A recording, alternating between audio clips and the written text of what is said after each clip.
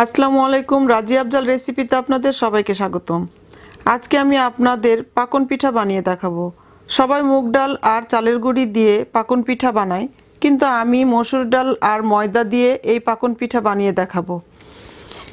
মসুর ডালের এই পাকন পিঠা খেতে খুব ক্রিস্পি আর টেস্টি হয়। আমার তো খুবই প্রিয়। চলুন তাহলে দেখে নেই পাকন পিঠা বানাতে কি কি উপকরণ লাগবে। 1.5 কাপ মসুর ডাল, 2 কাপ ময়দা, 1 টেবিল চামচ ঘি, হাফ চা চামচ লবণ। এই উপকরণগুলো লাগবে পিঠার ডো বানানোর জন্য। আর শিরার জন্য লাগবে 2 কাপ চিনি, 1 কাপ পানি, 2টো এলাচ দানা। আর ভাজার জন্য লাগবে তেল। প্রথমে আমি পিঠার ডো বানানোর জন্য চুলায় একটা প্যান বসিয়ে এর মধ্যে ডাল ভালো করে ধুয়ে পর্যাপ্ত পরিমাণ পানি দিয়ে সিদ্ধ করতে দিলাম।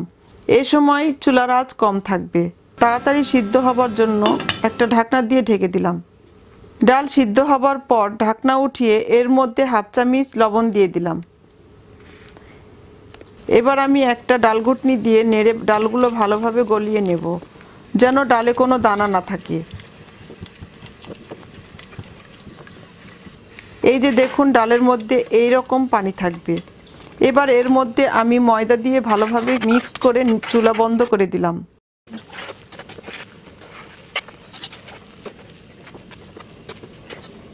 এবার একটা ঢাকনা দিয়ে ঢেকে 5 মিনিট এভাবেই চুলায় রেখে দেব। এই ফাঁকে আমি শিরা তৈরি করে নিব। শিরা বানানোর জন্য চুলায় একটা প্যান বসিয়ে এর মধ্যে দিয়ে দিলাম 2 কাপ চিনি ও 1 কাপ পানি, আর দিলাম 2টো এলাচ দানা। এবার চুলাটা অন করে দিলাম। এখন চিনিটা গলে পানিটা ফুটে উঠলেই আমার শিরা তৈরি হয়ে যাবে। এই পিঠার শিরা একটু ঘন হবে, এজন্য পানি কম দিয়েছি। এই যে দেখুন, চিনি গলে গেছে আর পানিটা ফুটে উঠেছে। আমার পিঠার জন্য শিরা তৈরি হয়ে গেছে। 5 মিনিট পর পিঠার কাইটা আমি একটা বলের মধ্যে নিয়ে এর মধ্যে দিয়ে দিলাম 1 টেবিল চামচ ঘি। এবার ভালোভাবে হাত দিয়ে সময় নিয়ে ডোটাকে মথে নিতে হবে। এই যে দেখুন, পিঠার জন্য আমার ডো রেডি। এখন আমি এখান থেকে কিছু ডো নিয়ে মোটা করে বড় একটা রুটি বেলে নেব। রুটি বেলার সময় ডোয়ের গায়ে একটু তেল মেখে নিতে হবে, ময়দা ইউজ করা যাবে না। এই যে দেখুন, এই রকম মোটা হতে হবে রুটিটা।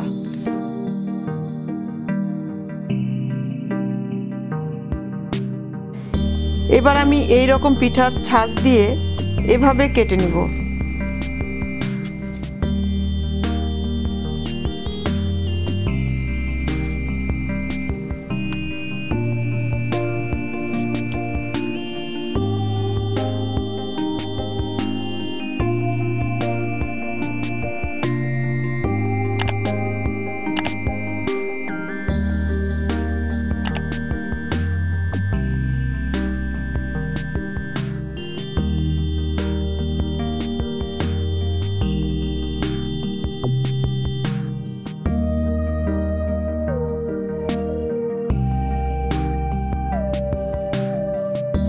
আপনারা চাইলে মোটা সুই অর্থাৎ কাঁথা সেলাই করা সুই দিয়ে অথবা সাসলিকের স্টিক দিয়েও করতে পারেন।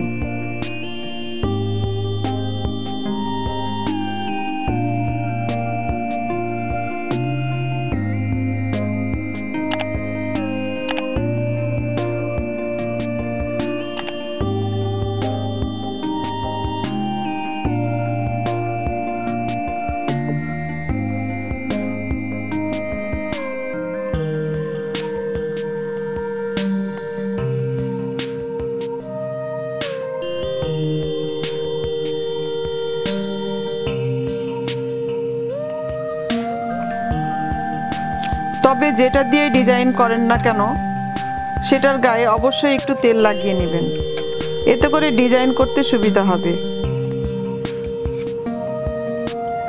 পিঠার ভেতরে এভাবে ডিজাইন দেওয়ার ফলে পিঠাগুলো ভেজে যখন শিরায় দিব, তখন পিঠার মধ্যে শিরা ভালোভাবে ঢুকবে।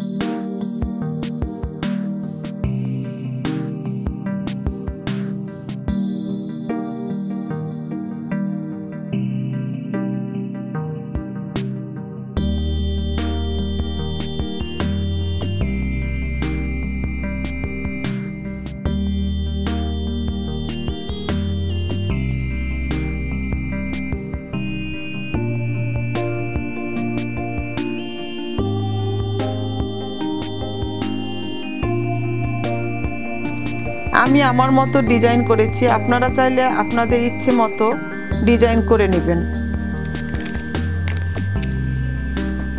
আমি যে পরিমাণ পিঠার ডো বানিয়েছি এতে আমার অনেকগুলো পিঠা হবে।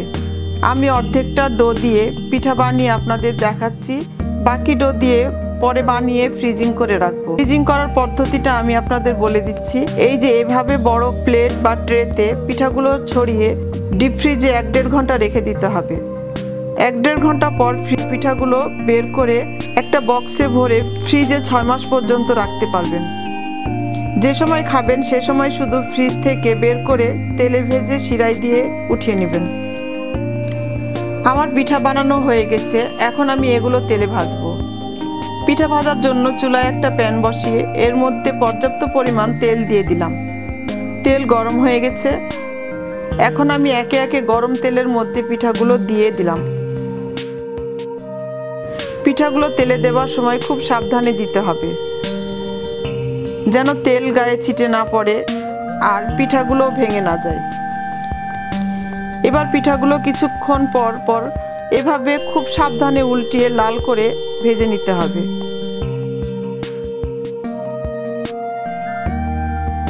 আমার পিঠাগুলো ভাজা হয়ে গেছে, এই যে দেখুন এমন হবে। বেশি পুড়ে গেলে পিঠা খেতে ভালো লাগবে না। পিঠাগুলো শিরায় দেওয়ার সময় পিঠা গরম থাকবে আর শিরা থাকবে ঠান্ডা, তাহলেই পিঠা খেতে ক্রিস্পি আর মচমচে হবে।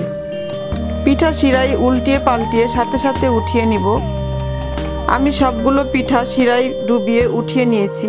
এই যে দেখুন পিঠাগুলো কি সুন্দর হয়েছে। পিঠাগুলো দেখতে যেমন সুন্দর হয়েছে, খেতেও অনেক ক্রিস্পি আর মজা হয়েছে। দেখলেন তো কত সহজেই তৈরি হয়ে গেল আমার মচমচে মজাদার পাকন পিঠা। আপনারা অবশ্যই একবার ট্রাই করবেন। আশা করি আমার রেসিপিটা আপনাদের ভালো লেগেছে।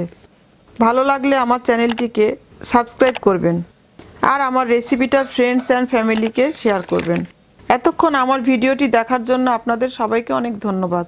সবাই ভালো থাকবেন আর আমার জন্য দোয়া করবেন। আল্লাহ হাফিজ।